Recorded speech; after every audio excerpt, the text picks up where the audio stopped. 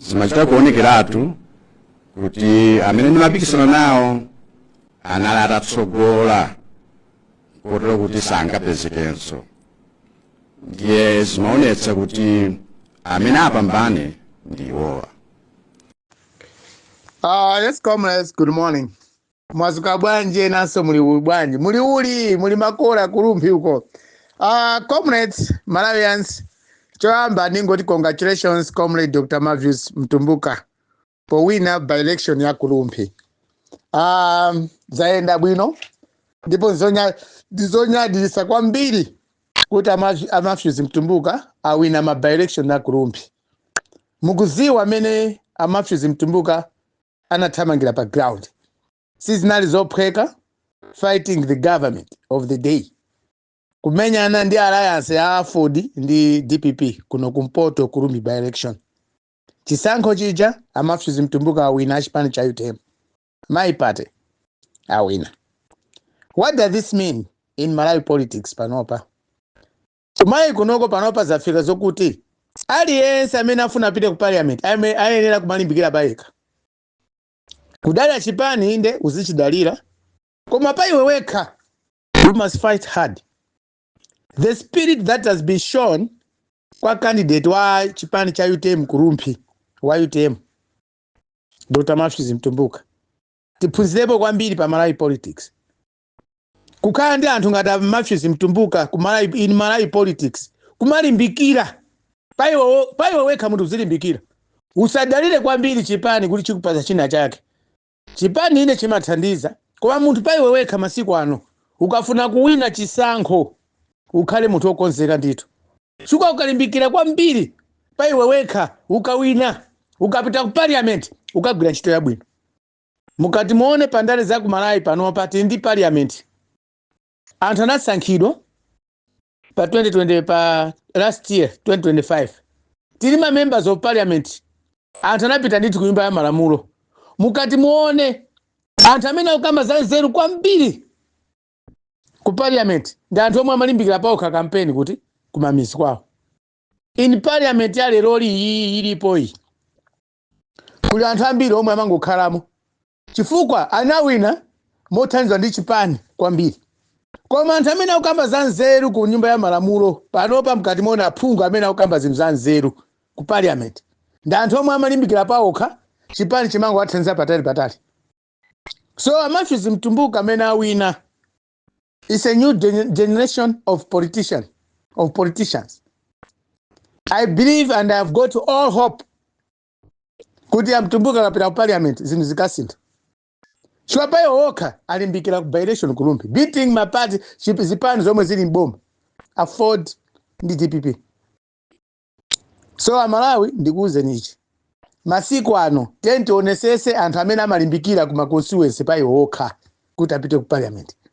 Anthu omwe amadasadera kwambiri chipani kuina kwa Matthews Mtumbuka Kulumbi is a very good example, a very brilliant good example. Munthu sanafoke kuthamanga pa ground.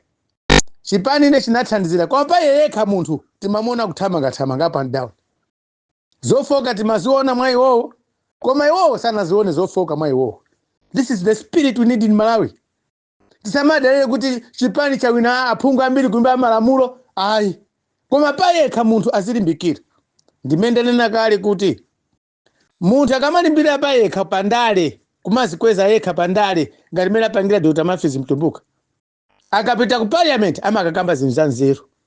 So amakauti munthu ameneja pa yekha akuziwa mavuto akumene kuchokera. Panopa parliament yathu ilipo iyi mukati muione. This parliament ilipo panopa iyi yomwe speaker ake nda Sami Suleiman awawo. Si parliament oti aphungu ambiri ndi anzeru zawo zotakhuza kuthandiza Malawi. Ayi. Ambiri ndi ongowombera m'manja basi zizopanda pache. Ena sayankhula ndi kuyankhula komwe ayi. Chwana wina so chipani chinapasa support yaikulu kwambiri kuposa pa iwo okha. Anango chipani khanga chinango apanga endorse. Pa iwo okha sanalimbikire pa campaign. Pa iwo okha analibe mfundo.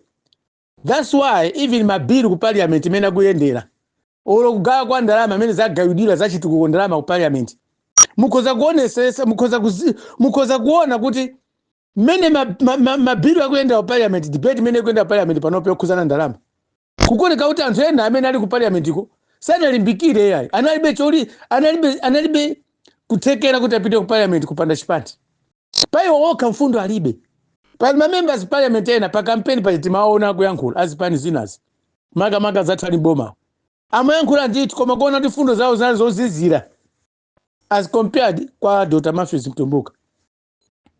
So Malawi ndikuzeni chichi ku Malawi kunoko ukafuna kukwera pandale paiwo wekha uzilimbikira koma ngati weyo kudala chipani kuti chikupange ndosi wino pita ku parliament ndi zimene mkona ku parliament kwathu kulilongwe ku capital city kwathuko paibe chikupange kapoto zokamba za parliament kumacha kuoneka kuti parliament imene mumu muli mbuli za kuchipani anthu omwe anasankhidwa ena members of parliament amene anasankhidwa madayosisi anasiyana Malawi munomo ali ku parliament panopa aphungu athu ena ndi mbuli so pa campaign sanalimbikire paiwo okha ngati amene alimbikira anthu ena ine ndi chikhulupiriro chilichonse chokuti pandale munthu mazikweza wekha chipani chimangonjezerapo ndi chifukwa chake anthu ambiri amene anasankhidwa kapena anapedwa indosi ndi chipani ndikuina chisankho pita ku parliament chifukwa chake parliament yathu leroli zokambirana zili ku parliament sizikulongosoka bwinobwino ngati mene zili mmene anthu ambiri timayembekezera kuli kufoka kwambiri mmene parliament yathu ikuyendera panopa mabilu mmene akuyendera madebate mmene akuyendera kwachuluka zibwana kwambiri chifukwa anthu ambiri anangopandwa indosi ndi chipani nzeru alibe kapena analibe kuthekera kuwina chisankho anangowina chifukwa cha zina la chipani koma amene amalimbikira paokha makamaka ambiri aphungu a chipani cha UTM ndi ma independent amene amalimbikira kwambiri paokha mukati muone zokambirana zawo mu parliament akamakamba fundo zikumacha kumveka koma ku chipaniwo akuzipaniwa ayi sakugwira ntchito yotamandika ku parliament ayi amangoomba manja zili zonse zopanda pachi. But I've got this hope why I'm congratulating Dr. Matthews Mtumbuka. Akapita ku parliament ikaoneka kuti muli anthu anzeru. Ku parliament kufunika anthu anzeru panopa. Sikulu iyi samayiphwekese. Sikulu zikhalapo munthu kanapita ku parliament. Komanso commitment pawe wekha uzikhala nayo kanapita ku parliament. Ndithokoze kwambiri Malawi ya Kurumpi pomuvotera Matthews Mtumbuka. Tikaone za chilendo ku parliament. Munthu uyuyu ndo olimbikira. Komanso pa campaign analimbikira pa iyo yekha chipani chinangonjezerapo Amalawi tipitize mtima amene uwu mukayamba ndale pa ino nokha mzilimbikira msamadalire ku chipani kukuthandizana chipani chizingonjezerapo mphamvu ngati kholo koma iniyo pa ino nokha limbikirani chifukwa dziko la Malawi lifuna anthu olimbikira oganiza ozipereka akazi otche ndimene wafika Malawi anthu ozipereka olanga duke manja koma chimene afuna pangecho chichitike kuti anthu awa sangalale. Congratulations once more, Comrade Matthews Mtumbuka. Zikomo kwambiri and good morning.